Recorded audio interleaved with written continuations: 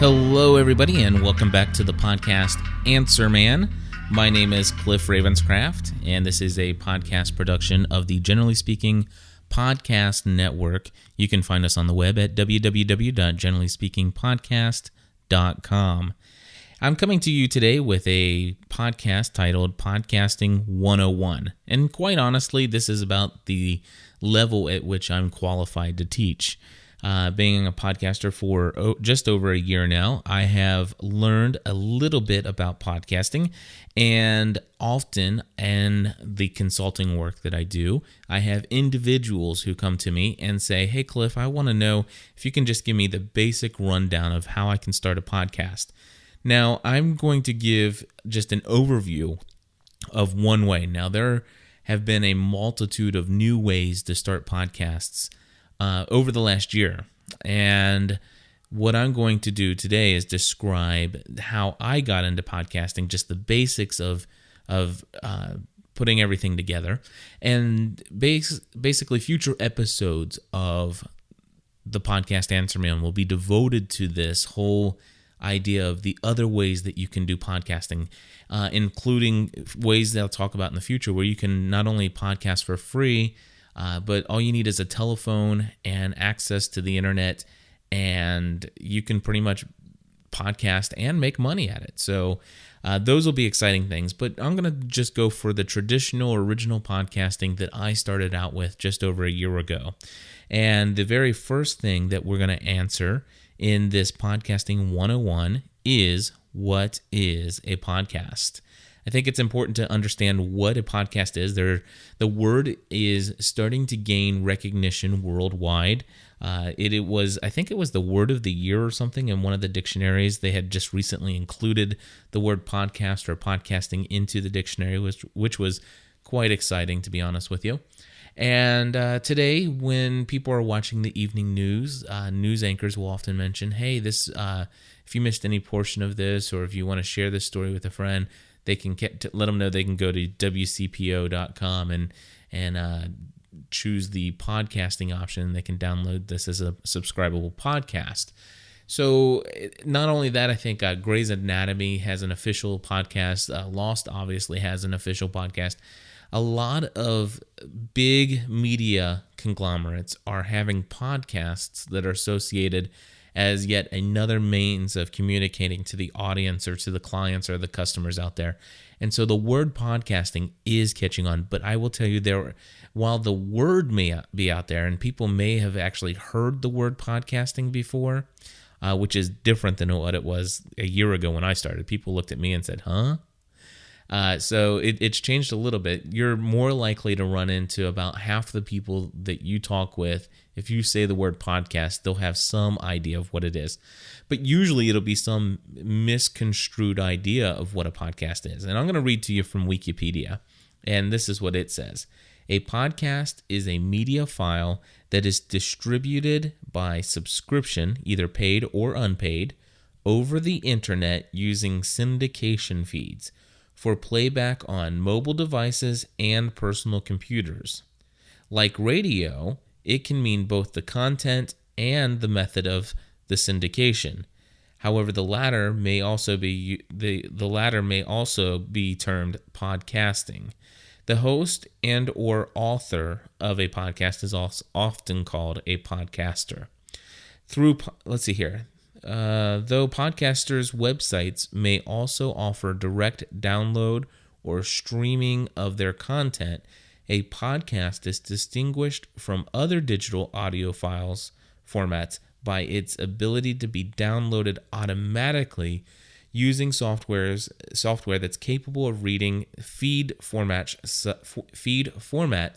such as RSS or Atom. Now, let me bring this down into layman's term. Basically, and the one thing here, this actually is very audio centered. A podcast can be video also.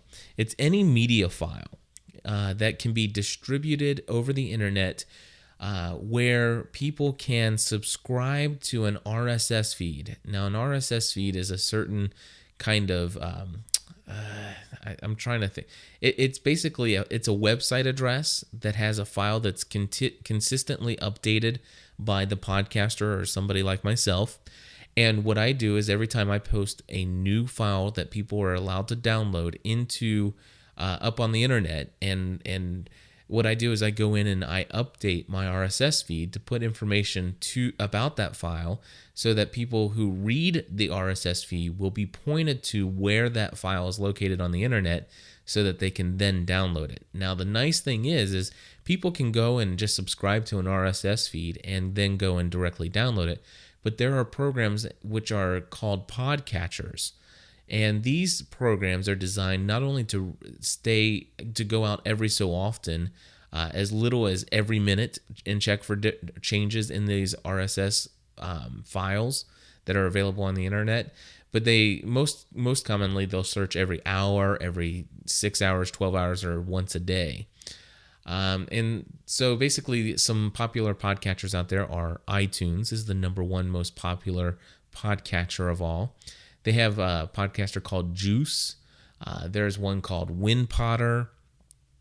There is just a whole slew of new podcatchers that are out there. I prefer myself to use iTunes, and I think it does a pretty decent job of keeping all my podcasts organized fairly well. And obviously, since I have an iPod, it makes it just easy to just plug that thing in and have everything that's been downloaded since the last time I synced my iPod go directly into the iPod.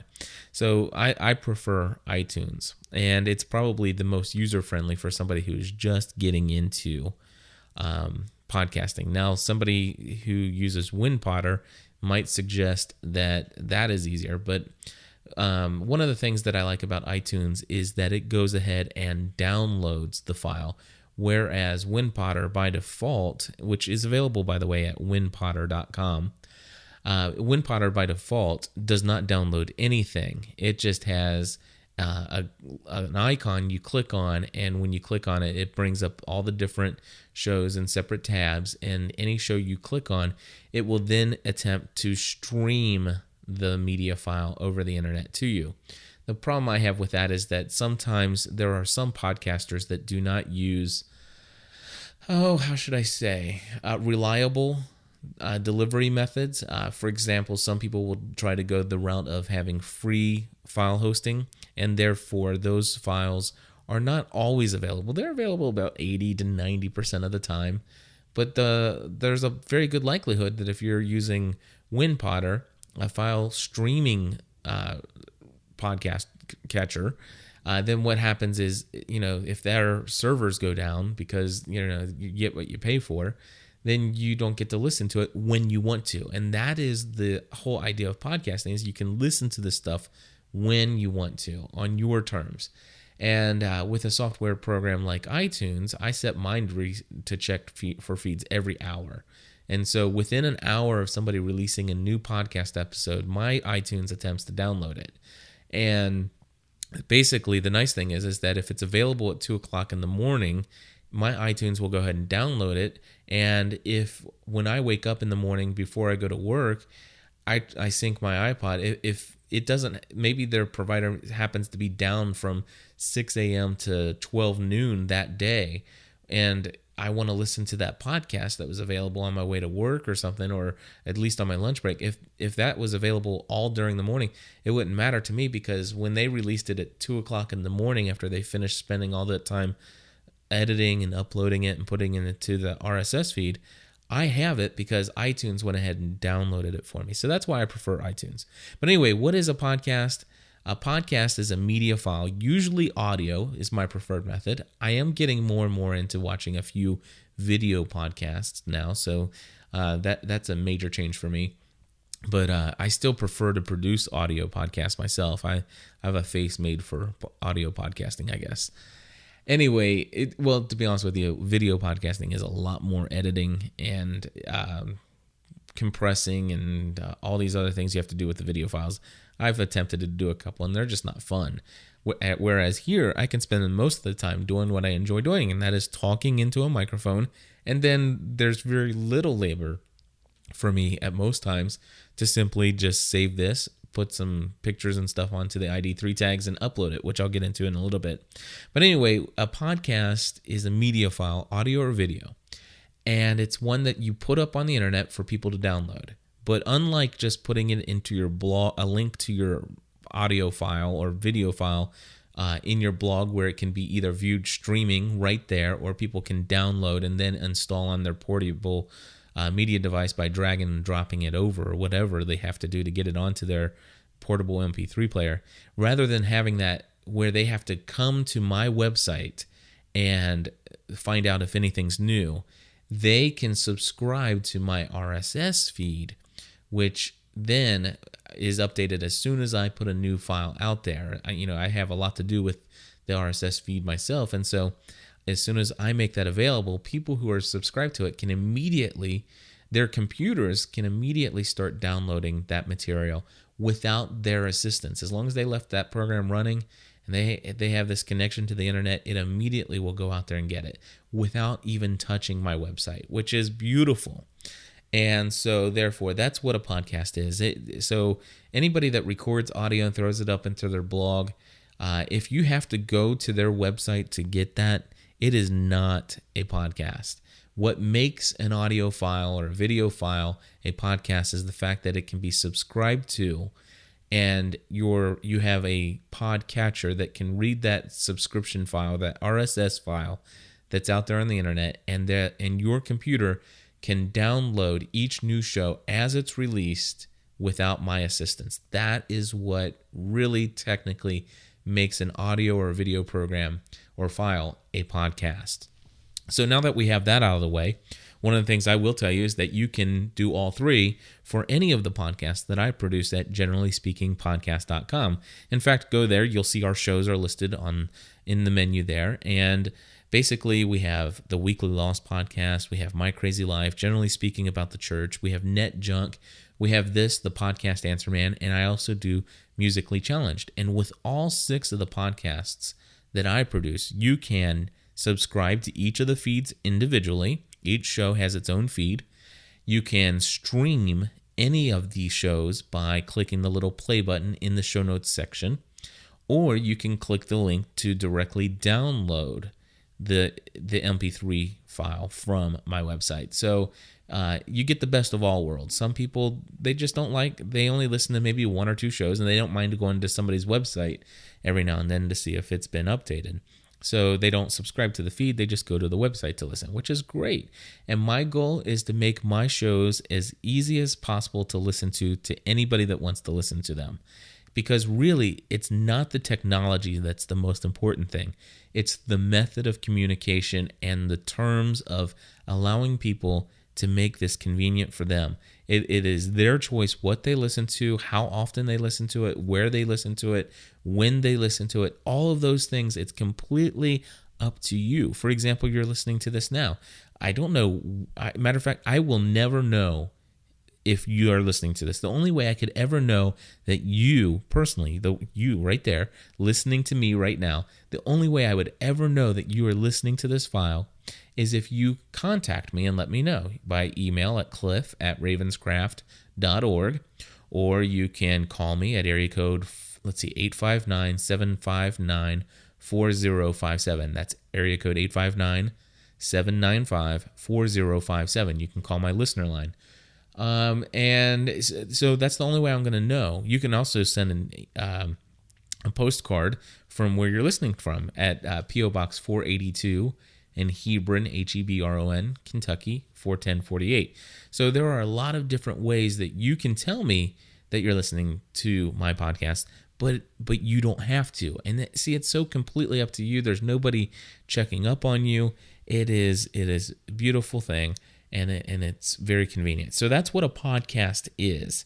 Now, next thing I want to do is move into part 2 of this discussion of Podcasting 101.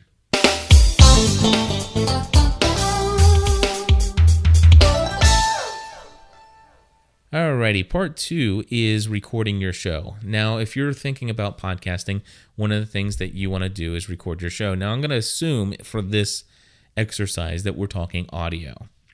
Now, it's very simple to record your show, one of the few things that you want to do is, first of all, think about what your show is going to be about, and you want to think about your audience, and you want to think about how you're going to attract listeners to your audience, but we'll get into that later.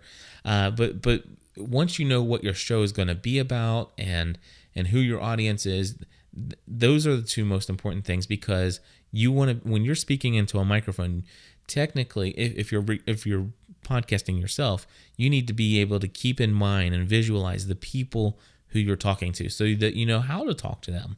Now, maybe you have a co-host or several co-hosts with your podcast, and you're going to have a panel discussion. You still need to know what your show's about and what you guys are going to talk about. Now, whether or not you use a script or if you just go off the top of your head, kind of like what I do most of the time, I go back and forth, to be honest with you, but this one is just off the top of my head. But basically, once you have those two things, then you get into the technical side, such as, what do I need to record? And what do you need to record? Well, it's different for everybody. But the easiest way, if you have a computer, then you probably have a sound card with speakers already. And that sound card probably also has an input for a microphone. Now, I used to say that's pretty much all you need. You just need to go out and buy yourself a cheap little microphone if you want to just start this thing out. And any cheap little microphone will work. One of the things you can do is go to Walmart, and I think for like $20 you can pick up a headset that'll have a boom microphone attached to the earphones, and that'll plug in. Or if you want to spend like $40 or $50 or even more, you could get a USB headset with microphone. The idea is that you need something to capture the audio of your voice, and it's nice to have headphones so you can kind of gauge how you're sounding, or if you just like to hear yourself talk like I do, it kind of is nice to do that as well. But anyway, so you need a microphone at the very minimum, and a computer. You don't need a computer, but the computer is usually the easiest and most cost-effective way to record your audio. And then you need some kind of program that is going to record your audio. Now, there are two programs that I'm going to suggest for people who are just starting out. And since this is Podcasting 101, that's what I'm going to suggest for you. And if you're using a PC, or actually if you're using Linux, and I think they even have it for the Mac, is Audacity recording software. And you can just go to google.com and do a search for Audacity, Audacity, and do a search for Audacity, and that should pull up like in the top thing, and you'll find that it has SourceForge in the address name there. And basically, this is a free recording software. Now, there will be documentation that you'll need to look at closely, because you're going to also want to get an MP3 encoder. Now, Audacity is set up to work with what they call the LAME, L-A-M-E, MP3 encoder. And there's a reason why it's called lame, by the way, because I personally do not like it, and I think it's pretty lame. Really, to get a decent, high-quality sound out of a professional recording microphone, you're going to need to record at a bit rate of at least 192 kilobits per second without getting some artifacting sound. But anyway, none of that matters to you in Podcasting 101. So we'll leave that discussion for a much later podcast down the road. And if you ask me that question, I'll be happy to answer it on a future episode. Anyway, Audacity and Lame together allows you to, for free, recapture anything you say into your microphone and basically save it. You can edit it, cut out bits and pieces. You can cut out your ums if you want to try to come up with some perfect sounding podcast, which I typically, it depends on your content and who your audience is, how professional you want to sound. But I prefer now live, unedited podcasts, kind of like this one. I am not going to go back and edit a single word or sound out of any of this podcast. But that's just my own personal preference. Now, once you get that program and your microphone, you fiddle around with it, learn how to record and play around. And then what you want to do is export or save your work that you've recorded into an MP3 file. I will tell you that if you're going to use the Audacity, I wouldn't recommend using 192 kilobits per second unless you are recording a very short show. If you're going to do a longer show, like an hour long, I would suggest something probably around 96 kilobits. And if you're not putting audio or music into your show, you could probably get by with that. But using Lame, if you use 64 kilobits, your show is going to sound absolutely horrible. So I'm going to strongly urge you to stay away from that. Now, there is another recording software that is even easier to use than Audacity. And it's free as far as in a beta version where you can record up to 10 minutes of a show. And that is called Cast Blaster. Just go to castblaster.com. And they have a pretty decent encoder. It's better than Audacity's, but still not as good as what I would like. But anyway, it's a great program that allows you to cue your audio up. In fact, each of my sound clips for this podcast are queued up here. And a couple things that I have is, of course, if I need to use the restroom while podcasting and I'm finished, I can always do this. Or let's just say I want to answer the telephone and say, hey guys, can you hold for a minute? I can put a little funky groove that kind of just plays over and over again. So anyway, there are a lot of things you can do with Cast Blaster, such as setting all these different things up. And my wife and I record a podcast together, and sometimes we get a little edgy with one another, and we have to crack the whip and stuff. So, and our audience is always going, and so there's a whole lot of fun things you can do with Cast Blaster. If you're just starting out podcasting 101 and you have not played around with any recording software yet, go and get the free version of Cast Blaster. I'm going to just tell you to just use that because out of the box, it's pretty much ready to go. And it's going to be the easiest. And when you actually hit save or publish on that file that you've recorded, you're already going to have an MP3 file. You don't have to worry about searching for and downloading and installing the lame MP3 encoder, which is really a piece of cake, but this is ready to go out of the box. And if you're just starting out in podcasting and your shows are going to be about 10 minutes or less, then this is perfect. You don't even need to register it. I encourage you to register it, though, if you do stick with podcasting. Or I will tell you that if you're even semi-serious about the fact that you're going to stay in podcasting, then I would suggest that you definitely go ahead and register it and be able to record beyond the 10-minute recording limit of the beta version. But Cast Blaster is my favorite all-in-one solution for recording a podcast, and that's only available on the PC. That is not available on any other operating system, unfortunately. Now, I will tell you this. I am currently waiting for a new recording software because I'm currently recording this podcast onto my Edirol R-09 portable digital recorder. I'm actually in my podcast studio. However, I will tell you, hold on one second, I'm going to move my microphone up here. I will tell you my podcast studio is currently a big 12-channel mixer, a portable audio digital recording device, my laptop in my lap, and a microphone stand with my professional Heil Sound PR40 microphone in front of my face with a pop filter on it. And I'm actually podcasting as I'm sitting on my bed in my bedroom. And that's why you hear a little echo, probably. At least I hear the echo. I don't know if you can hear a little bit of the room echo. But anyway, where was I going with this? Oh my gosh. Oh, one of the things that I'm doing is I'm recording onto my digital audio device, my Edirol portable recorder.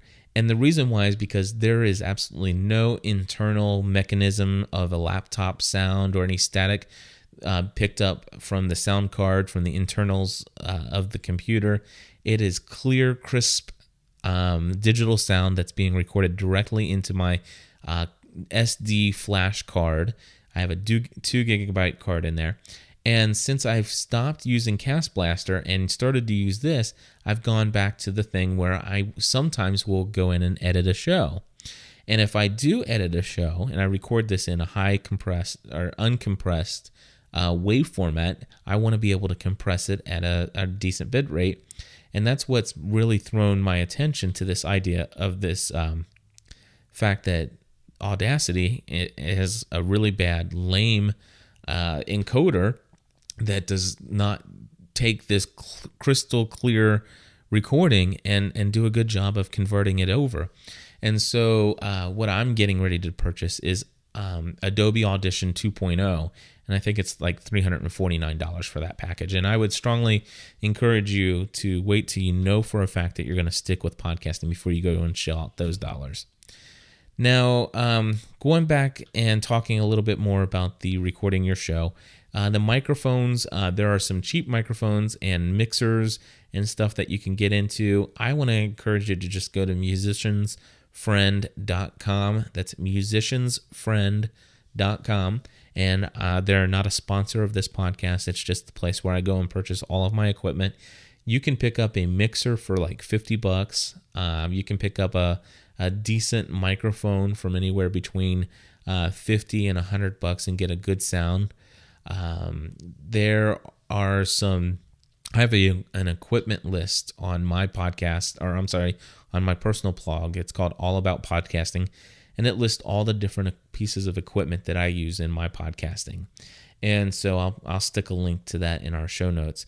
But anyway, so part 2 of how to do podcasting 101 style is that you need to understand what a podcast is. You need to record your show after you decide what it's going to be.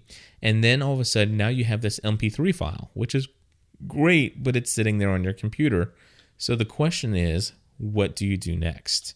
And that is where we go into part 3. And would you believe that I shut down Cast Blaster when I was talking about Cast Blaster earlier? So we will now enter part 3 here.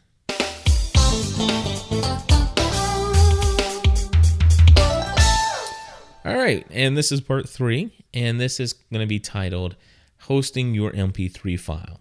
Now, we have already walked through the fact that we understand what a podcast is. We decided what our show is about, who our audience is going to be. And we've talked about recording that show using a microphone and the fact that you can use a whole lot of different options as long as you just get your file into an MP3 file. Now you have this MP3 file. One of the things I'm going to tell you is that there are these things called ID3 tags. And if you're not sure what an ID3 tag is, I encourage you to go to Google and just type in ID3 tag and pull up a search, and it'll kind of give you an idea of what that is. One of the things that you'll want to do is take that MP3. Now, if you used Cast Blaster, like I had talked about before, there's a tab in Cast Blaster where you can describe your show, and it creates the ID3 tags for you. So you get just another reason to go ahead and use Cast Blaster if that's, it's an all-in-one solution and very easy to use. But for me, I had mentioned to you that I'm recording directly onto a flash drive, 2 gigabyte flash drive using my Edirol portable digital recorder. So I'm actually going, I'm not going to edit this show. So it's recording straight into 128 kilobits per second MP3 file. So when it's done, I'm going to have an MP3 file already encoded, but it's not going to have any description of what this MP3 is. Now, ID3 tags are a description. It's information about what's been recorded here. It's all stored within the MP3 file, such as let's just say if I'm an artist and I'm recording a song, I can put the name of the artist as myself. I can put the name of the album that I'm recording it for. I can give it a track name or the song title, all of those different things. But for podcasting, I'll give it the name of our show will be the album, or maybe generally speaking, podcast.com will be the show name, or will be the album name. The artist would be either Cliff J. Ravenscraft or My Crazy Life or Podcast Answer Man. And then the title of the file will be the name of this particular show, which will probably be like 004 Podcast Answer Man or PAM dash Podcasting 101. So anyway, that's MP3 ID3 tags. And what I use to do that, if I'm not using Castblaster or some other solution to create the tags, I use a file called MP3 Tag Tools. And it looks like it looks like I got this from SourceForge. So it's a free program, open source, meaning that you don't have to pay anything for it. And it's, let's see here. I'm trying to find a website for you. That's the only problem I hate about this stuff here. About open source on SourceForge. It's usually hard to find these things. Okay, it's massid3lib.sourceforge.net, or just do MP3 Tag Tools in Google and it'll pull up for you.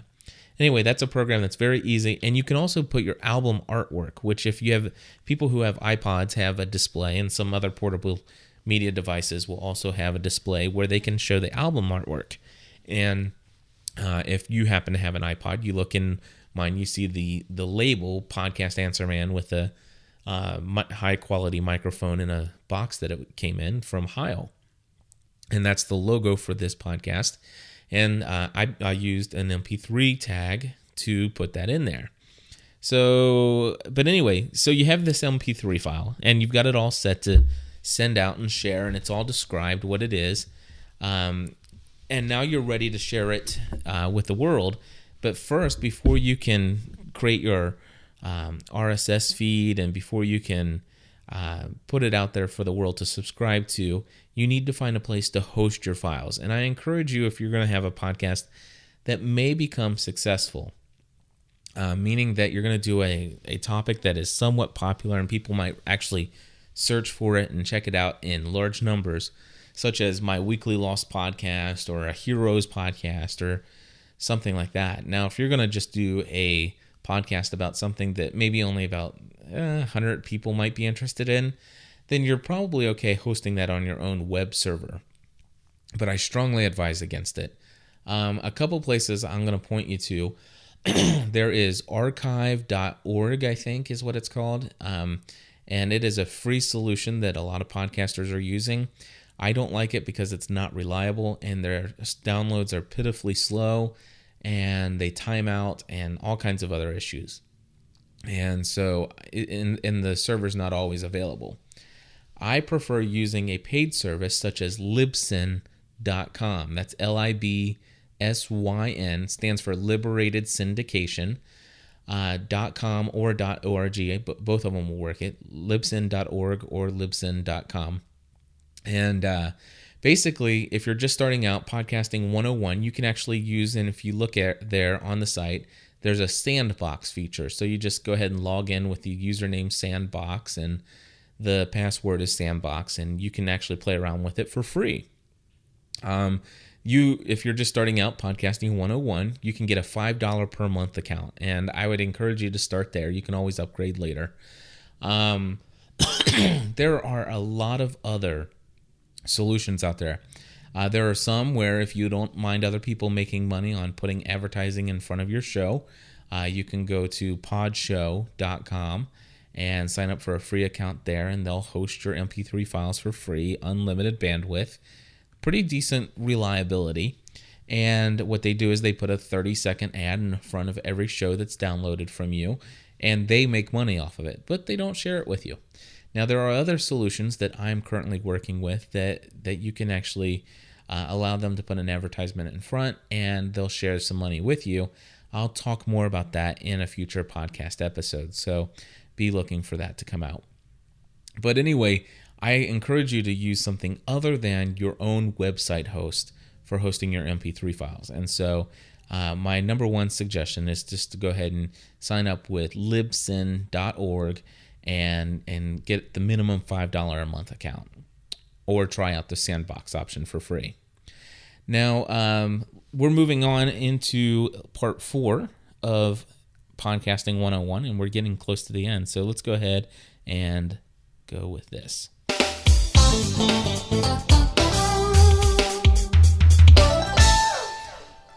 Okay, so we have an understanding of what a podcast is. We have recorded our show. We've got an MP3 file. We've set up an account with Libsyn, and our MP3 file is hosted. Now, if you signed up with Libsyn, you've noticed that your MP3 file can not only be uploaded, but they have a quick cast option.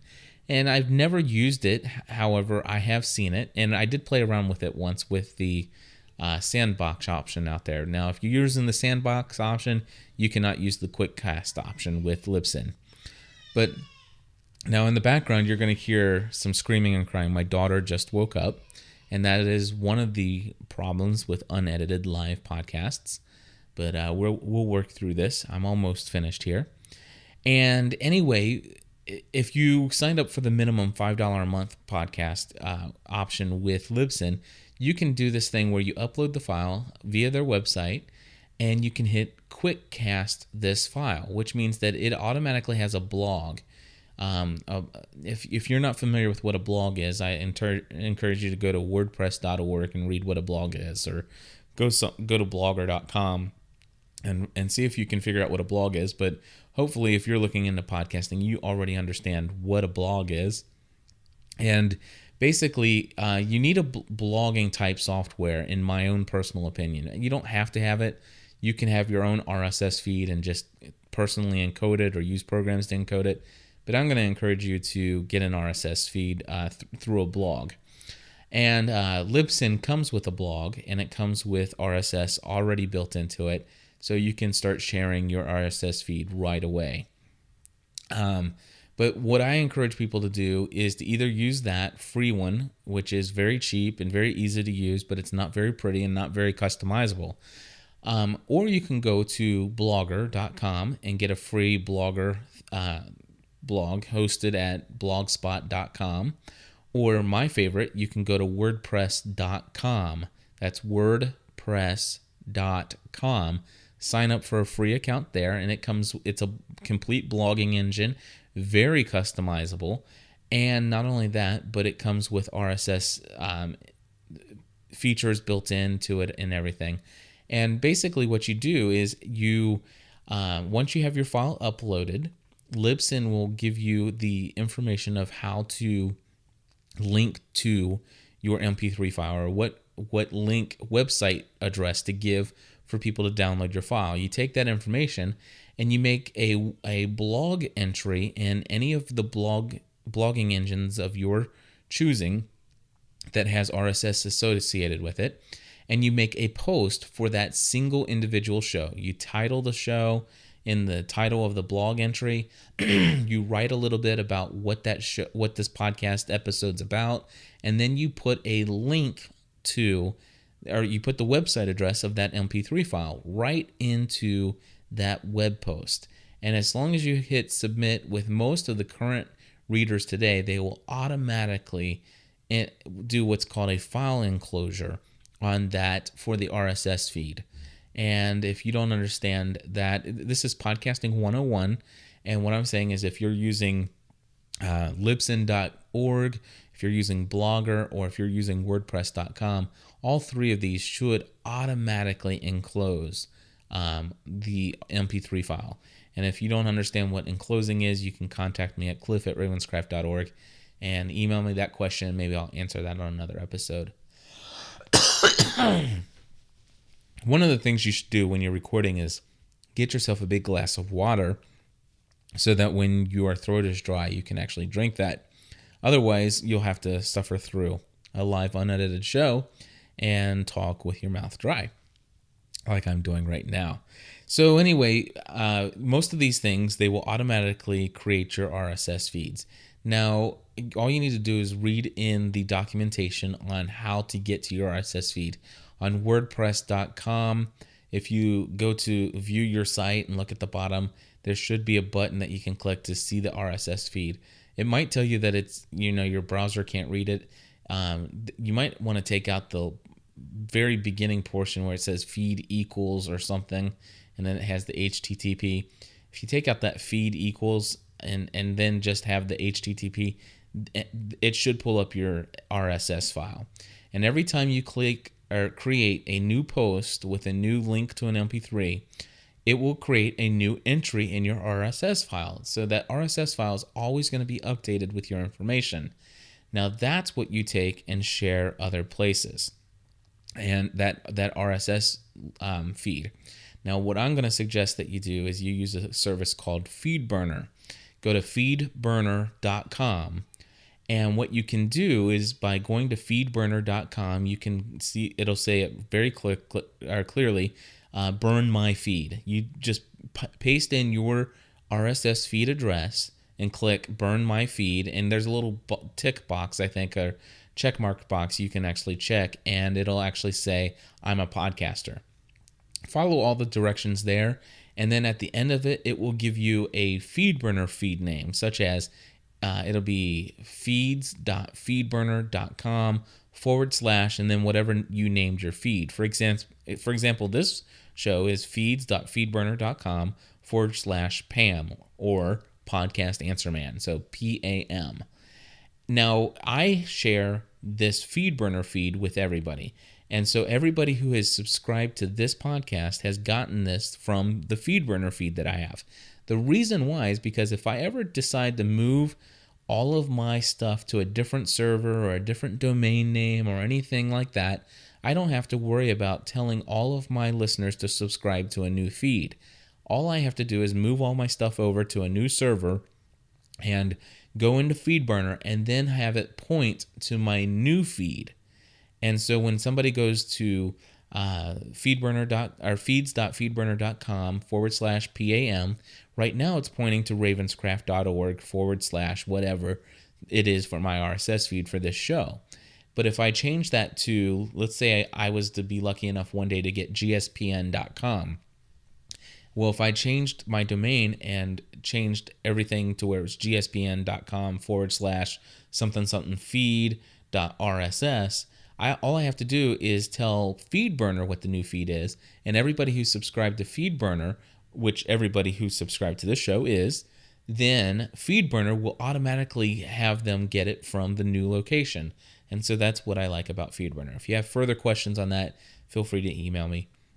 But what you want to do is go ahead and set up your feed through FeedBurner, and once you have all of that worked out and take your feed address, then it's time to promote your show. And that's the final part of this special podcast series here that I'm doing, Podcasting 101, promoting your feed.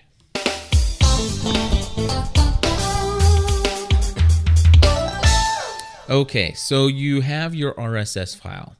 Now, there are a bunch of things you can do to promote your show. First and foremost, go to iTunes. Go to the music store. Once you get into the music store, click on podcasting. In the middle of the podcasting screen, it should say, submit your podcast. Click that button. It'll pull up a screen with just one little text entry box. Paste your FeedBurner feed into that. Click OK. It'll read all your information, all your details, as long as you followed all the directions at FeedBurner. All your the name of your show, the artist, the email address, your website address, all of it will pull up automatically, and you submit your feed. About 3 days later, you will then show up in the iTunes Music Store. Now, next thing you want to do is go to podcastalley.com, and you want to submit your feed there. And then the newest one out there, and my favorite, and I'm going to ask anybody who's listening to this, please do me a favor. Go to digg.com. That's digg.com. Click on podcasts, and then do a search for Cliff Ravenscraft. And that'll pull up, I think, 4 or 5 of my shows. And would you do me a favor and go ahead and dig my show, the Podcast Answer Man, and also dig all of my shows if you get a chance. My most important ones that I really want to promote is My Crazy Life and the Weekly Lost Podcast. Those are the 2 shows that I really want to promote more than anything else, is the Weekly Lost Podcast and My Crazy Life. But if you get an opportunity to dig all of my shows names are listed on, generally speaking, And in repayment for giving you all this information on Podcasting 101, just do me a favor and dig my shows there. And that way, when people look at the categories in podcasting, they see us closer to the top of the page. Anyway, dig.com, and then click on podcasting, and there it should be pretty easy to submit your feed there as well. Submitting your podcast feed to as many directories as you can find is important, especially if there are directories out there that are specifically geared towards your category, such as family-friendly podcast directory, or Christian-based podcast directory, or whatever your podcasting category is. If there's a directory out there for it, and you could submit your feed there for free, then submit your feed, because you never know where people are going to find you. Another way to promote your show is to go ahead and let people you know who share your interest that you're podcasting about, let them know in an email. If you have a blog, post about it in your blog often. Basically, you want to get the word out to as many friends and family as you can. But to be honest with you, friends and family are going to be the very small percentage. I mean, I would say out of my friends and family that live here close to me, locally to me, I probably have, out of 8,000 to 12,000 listeners that download our shows on a weekly basis, I would say probably about 5 to 10 of those people are close family and friends and family members. So that give you an idea. Now, how did I get to 8,000 to 12,000? First of all, I started podcasting about Lost. I joined a network of other Lost podcasters.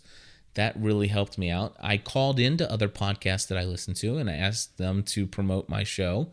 I shared some information with them and said, hey, this is Cliff Ravenscraft. I do a weekly Lost podcast at generallyspeakingpodcast.com. And hey, here's my thought about your show. I just wanted to say thanks for this, and here's some insights, and this is what I've done. And you call in and leave those kind of messages, and they get played. Other people will come and listen to your show. And another way to promote your show, of course, would be to go to other forums that are devoted to your category and your topic, such as I go frequent other podcast Lost forums, thefuselage.com, and other forums that are devoted to talk about Lost. And I will go in and say, hey, the one thing you don't want to do is just go in and just sign up to advertise. Build a relationship with some people there, and make sure that you are investing into the communication and everything. You don't want to go in and try to steal anybody's thunder or rob anybody from content on their show or on their forum. You want to kind of contribute to the discussion there.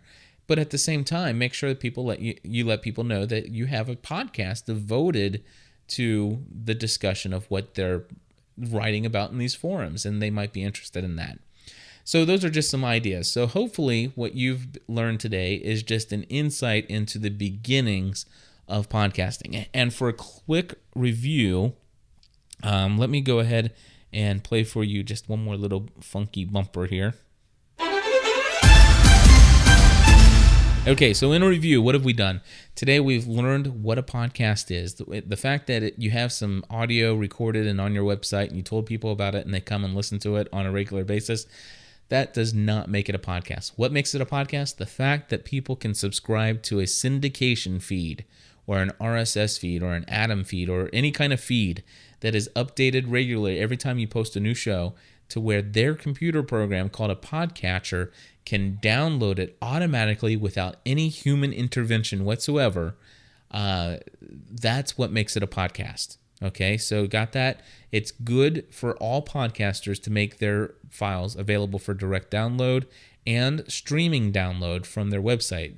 You have questions about that? That'd be a great question to ask me at cliff@ravenscraft.org, and I'll make a future episode related to those topics.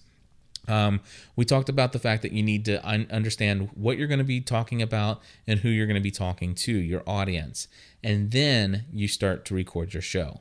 We've talked about the equipment that you can use and how basic it can be, and how you can get very elaborate. And like I said, I'll put a link to all of the equipment that I use. We talked about the fact that once you have your MP3 file saved on your computer, you'll need to find a place to host that. Bandwidth can be very expensive if you try to host it on your own server. You can get your own site shut down or suspended because you go over a certain limit. But there are a lot of solutions, and my suggestion is Libsyn.com to host your MP3 files for a very low cost. And let's see here. Then you want to go out and get yourself a good blogging software. My preference is WordPress.com.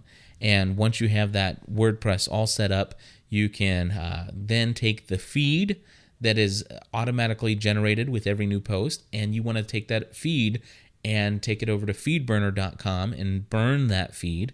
And then you want to promote your show by sharing your FeedBurner feed with the world by submitting it through iTunes and dig.com and podcastalley.com and any other directories you can find out there.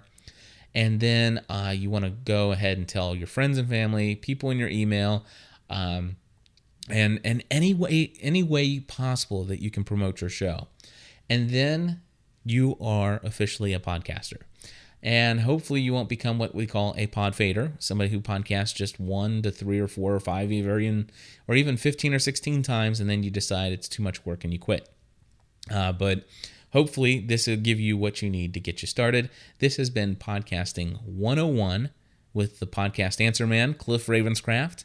And if you have additional questions, please feel free to email them to me at cliff@ravenscraft.org. I'll try to make a future podcast titled whatever your question is, and we'll try to answer that for you. If you are thinking about podcasting in a very serious way, either individually, more so if you're doing it for a ministry purpose, or if you have a business that you would like to replace an old, outdated, antiquated newsletter with a more personal mode of communication with your clients or customers, then if you're thinking about doing a podcast for your business, I am available for podcast consulting, one-on-one with you, or one-on-one with your IT department, or with an individual at your business or ministry, or you personally.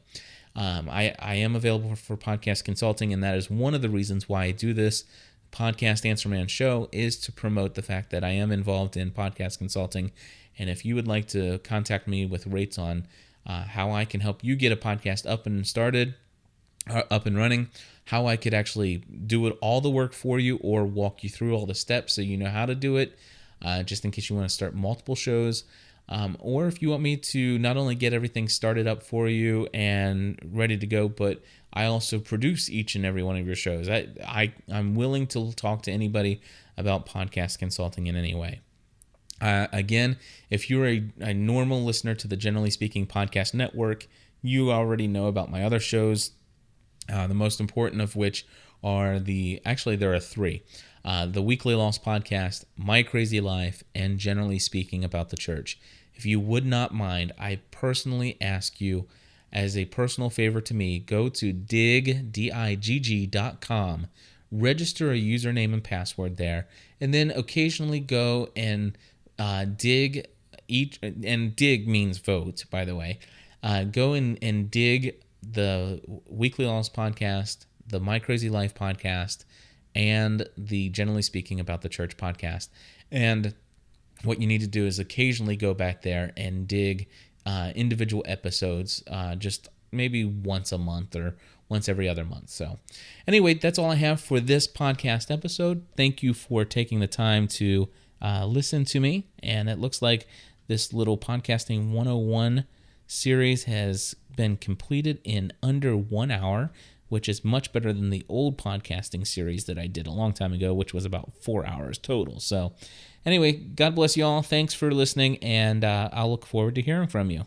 By the way, if you want to call me and ask your question via our listener line, which is a preferred method, go ahead and call me at area code 859-795-4057. That number again is 859-795-4057. And that's all I have for today. Thanks. God bless, and have a great day.